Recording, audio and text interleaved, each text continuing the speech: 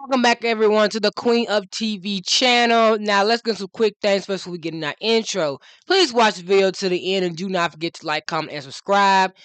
Second, there will be cursing and profanity. If that's not your cup of tea, this channel is not for you.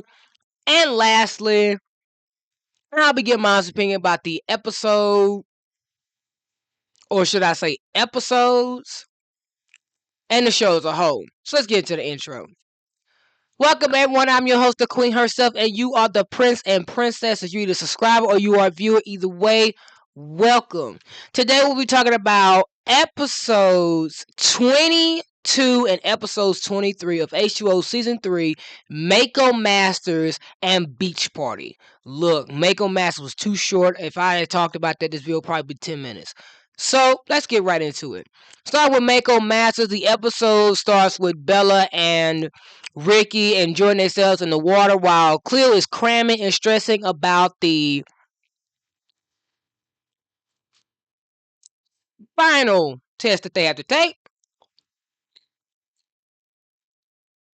She gets a call from Bella, and she's annoyed with the fact that the two of them are slacking off and not really truly studying.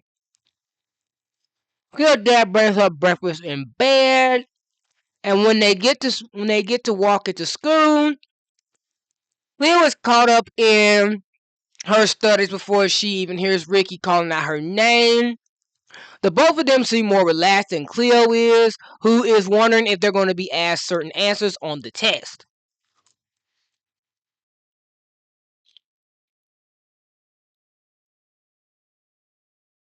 While that's going on, Zane ended up calling Rikki,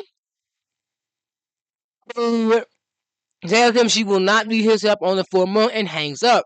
He goes to a cafe. He's confronted by Sophie, who tells him he needs to get over Rikki, needs to move on, and tries to get him to go out with her on a date.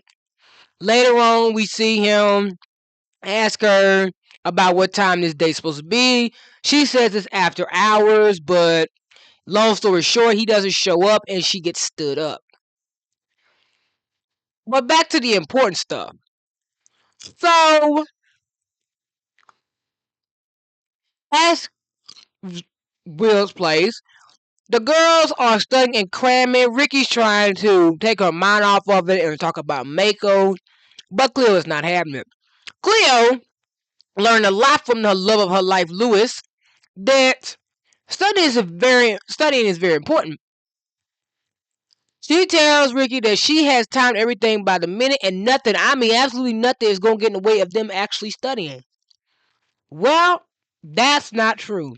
Because once they get to school after they get through studying for like 2 hours, Cleo finds out that the moon actually comes up 5 minutes before the test is even over. And the test is actually 90 minutes. So they have to leave after 85 minutes.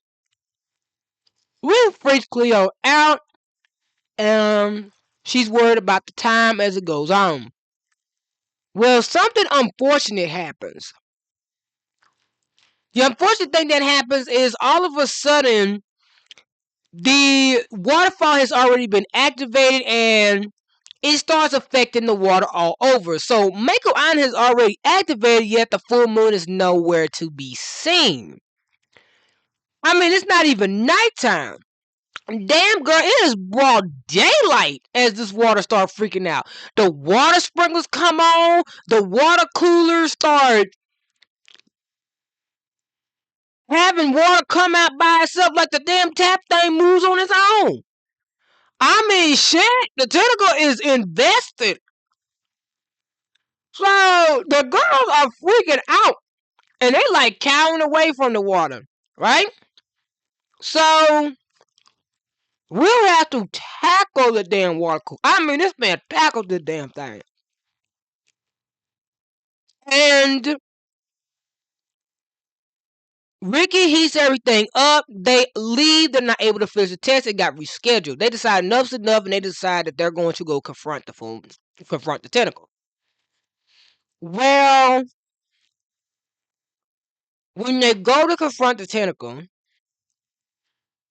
they wait for the full moon to rise up.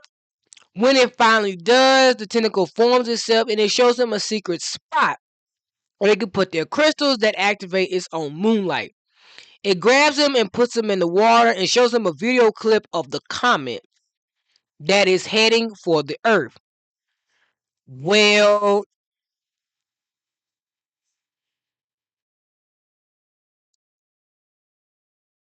while that's going on, Sophie had talked to Will earlier about Rikki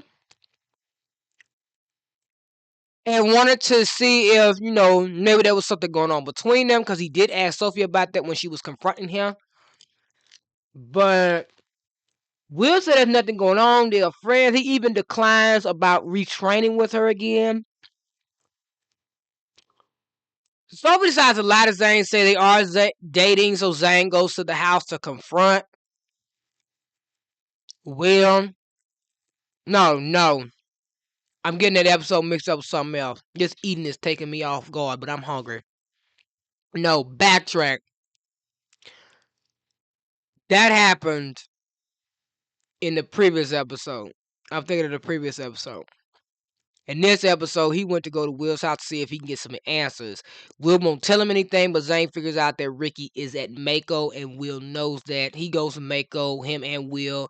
They interrupt the video, and they're not able to see the full thing. So the girls are confused and make a speculation about what it was trying to show them, but Rikki could contest that the video was not finished. So next day at school, Cleo had to sneak in her room to make it seem like she was there all night because for some reason they stayed at the damn island, I guess. Always at broad daylight. So this time Cleo is more calmer and they take the test and they think they've all did all right. Will apologizes because he feels bad that he interrupted what was happening, but Bella said they would be mad at somebody that cared about them. They all collectively agree that Rikki was right. The tentacle is not their enemy, it is their friend, but they're all still wondering, like, what did it try to show them? And the episode ended there. So we go into the episode Beach Party where we find out that, well, Bella's on the council, like Emma used to be. That Bella convinced them instead of having a dance formal, they have a beach party. Zane tried to see if Rikki would go to the beach party with him. She says no. He asked her if she's going by herself, but she does not give him a straight answer, so he assumed that she's going with somebody else. Rikki ends up telling him that it's none of his business, so he assumed that it's Will. Sophie wants to change the name of the cafe, but Zane is not really listening to her. So he wants Rikki actually going with somebody else. And she tried to get Zane to move on from Rikki, but he won't. So she gets frustrated and decided to start scheming. Well, Will asked Rikki for help with something. And that's to help him figure out a way how to ask Bella out. While Bella and Cleo are at Cleo's house making all the decoration and everything for the beach party, and Bella's venting to Cleo about, telling him how she feel and how she want to go with Will because she really like him. And Cleo tells her, you know what, just go for it. So Bella ends up going to Will's house where she catches him and Rikki role playing where Rikki's pretending to be her, but she thinks that he's asking Rikki. Bella gets upset about it and is really hurt. We see Sophie try to talk to Bella, but Bella's not giving her the time of day. When Will shows up, Bella decides to ask about ask Nate to go to the beach party with her in front of Will, which breaks his heart and makes Sophie smile. Now, while all this is going on, Cleo gets a big ass telescope from somebody as a secret admirer gift. She assumes it's Lewis, but when she tells Lewis said he didn't send that. So she thinks it's Nate. It's not Nate either. Matter of fact, Kim tells Nate this. Nate comes to her house and he proclaims to Cleo that he's going to Bella to the beach formal. Cleo tells him to get out, and he assumes that she's jealous. So we can contest that it's not him either. Sophie apparently tells Will that she was right about Bella and that, she's not right for him or whatever, and that maybe he should ask Rikki.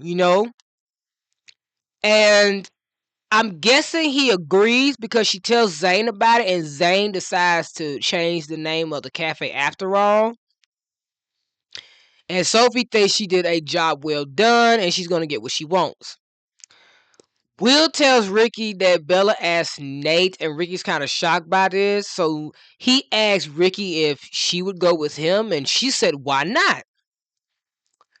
So the next day, when Cleo talks to Bella on the phone, Bella says that the reason why she asked Nate is because Will asked Rikki, which Cleo doesn't fully believe, and says that Bella should probably talk to Rikki. But Bella says she doesn't want to know the details, and it's not really any of Bella's business who Will goes with. Cleo says, okay, well, I'll talk to her myself. This is when Kim shows up and tells her that someone's here to see her. Her damn secret admirer is the 20-something-year-old Ryan. Bear in mind, she have not graduated yet. So, the actual fuck. But he tried to convince her to go with him, and we get the confirmation of the year, baby. I ain't never been so happy. But she let him know she got a boyfriend overseas. And his name is Lewis McCartney, baby. He realized he's not going to get nowhere with dating her, so he has to leave. Kim is shocked by this and said, really? Lewis? And Cleo said, yeah, Lewis. Bye, Ryan. That ship is sailed. When they go to the pool party, they see that no, not the pool party, the beach party. They see Will and Rikki show up together, which upsets Bella. And Cleo is talking to Rikki alone because Will also gets upset and leaves when he sees Bella with Nate.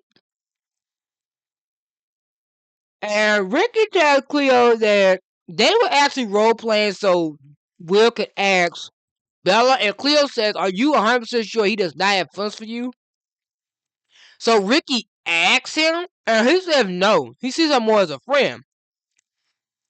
So yeah, it was because she saved his life he felt indebted to her. It wasn't that he had feelings for her. That's all that was. But that's why he's protective of her. So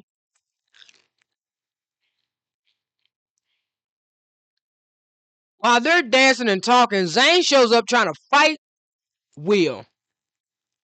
With the look at him. Will been traveling the world. He know a few things. He probably would have tore him completely up. So when he confronts Will about chasing after Rikki, he says he wasn't chasing after Rikki, he been chasing after Bella. And before that he can say anything else to Bella,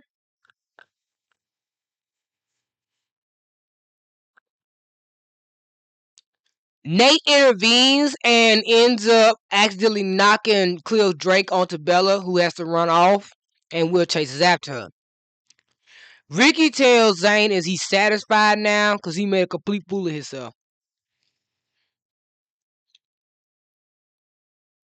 Zane ends up leaving, and Will finds Bella, and they finally have the conversation and have a heart to heart and get together.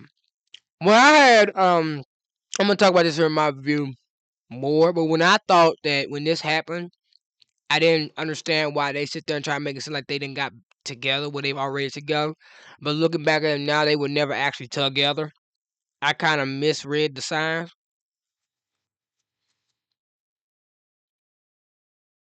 That was my fault. So they're now officially together. It took 22 fucking episodes, but they're fine together.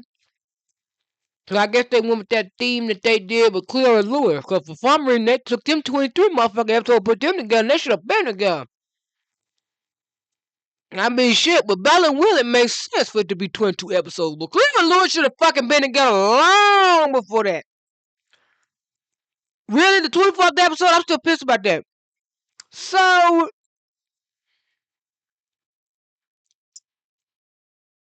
now that that's all been solved,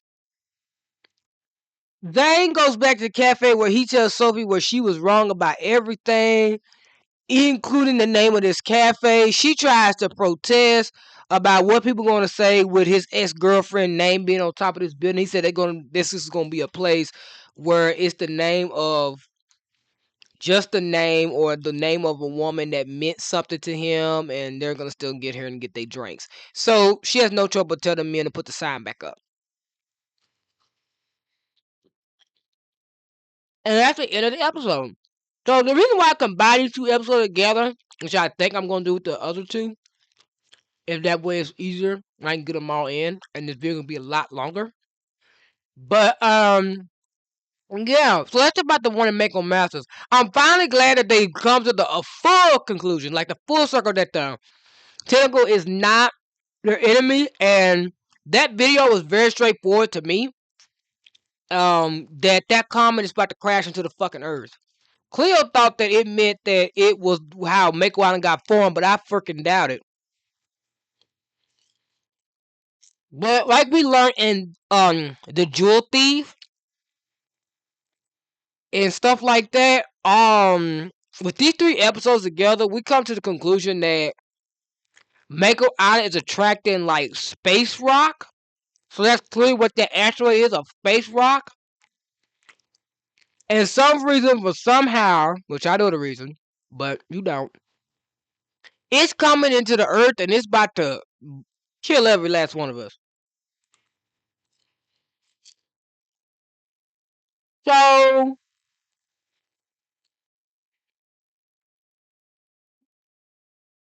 they'll find that out eventually.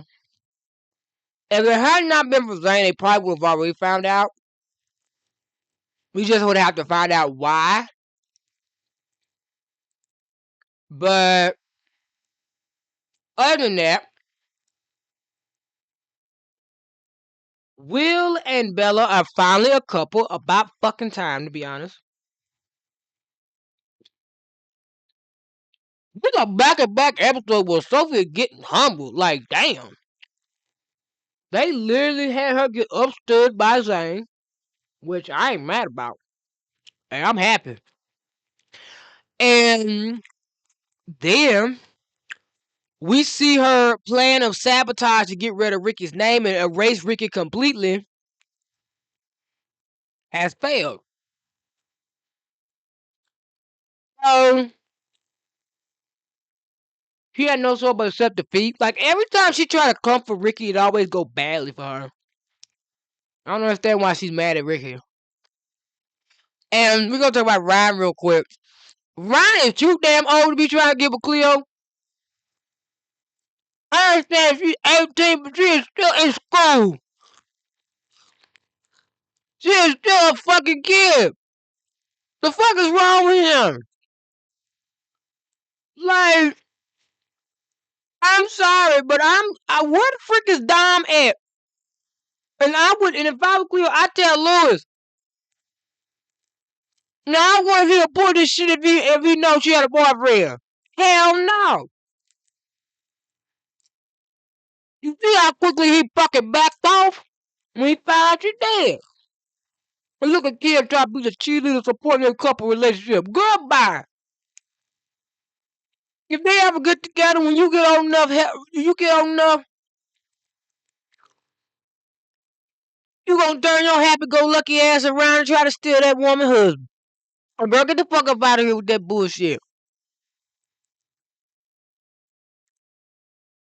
And thank the Lord that it's been confirmed that Will never saw Rikki like that. Because I've been saying that.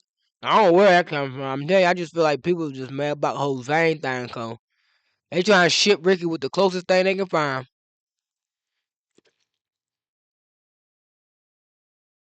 And, hey, everybody's happy.